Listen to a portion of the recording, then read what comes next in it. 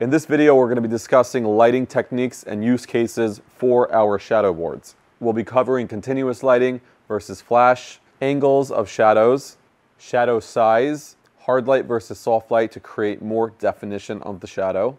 And if you watch the video until the very end, we're going to show you a little cool trick called shadow stacking.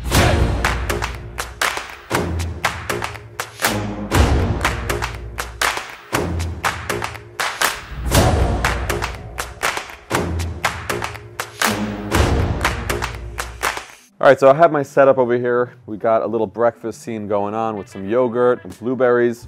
And we are using our Cathedral shadow board, which is one of my favorites.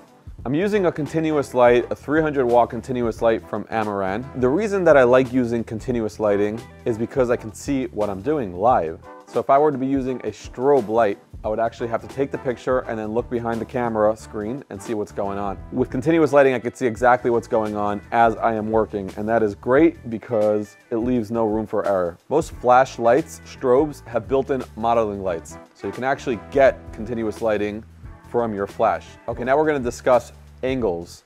The angle of the shadow. Now I'm gonna move around this light over here, and you will see, let me just make sure I'm recording on this right over here. Okay, so what I'm gonna do is I'm gonna play around with this lighting and you're gonna see with this camera how the shadow changes. So first off, if I lift this up and downward,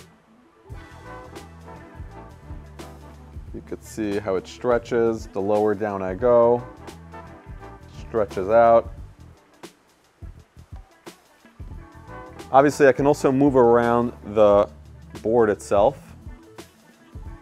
Move it closer. I want to get more of these shadows over here. And if I take the light and I move it to the side, obviously the shadow is going to move to the side. And again, when you're using a continuous light, you can really see what's going on live, which is just great. And you can get the shadow to look exactly how you want it to look. When working with shadow boards, it's best to use hard lighting because you want to be able to see the definition of the actual shadow. And you can see here, this is pretty defined. If I wanted to make that even more defined, what I can do is I can add a grid, which will make the light even harder. And that'll make this transition over here of shadow even harder. And if I wanted to make that softer, I could put a sock on it and I'll show you how that looks now. All right, so first I'm going to put on a grid.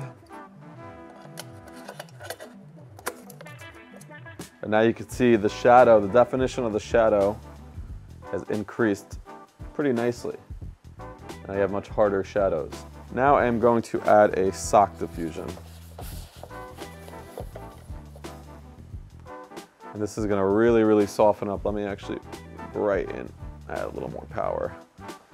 Yeah, and this softens up the shadows pretty significantly, where the shadows in the front, you can't even see that much.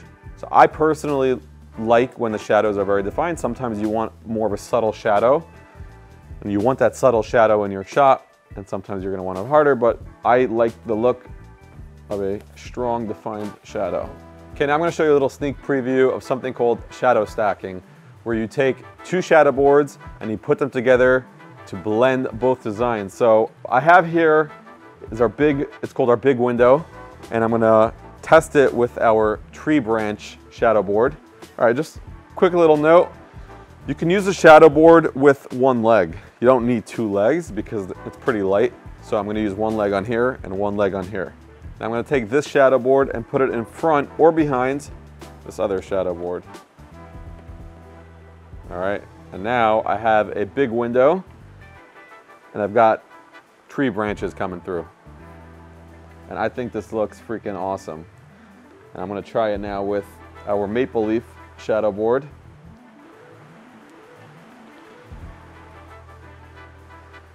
And now you've got a big window coming through and you've got nice maple leaves. Gobos versus shadow boards. We get this question all the time. The major difference is gonna be the price.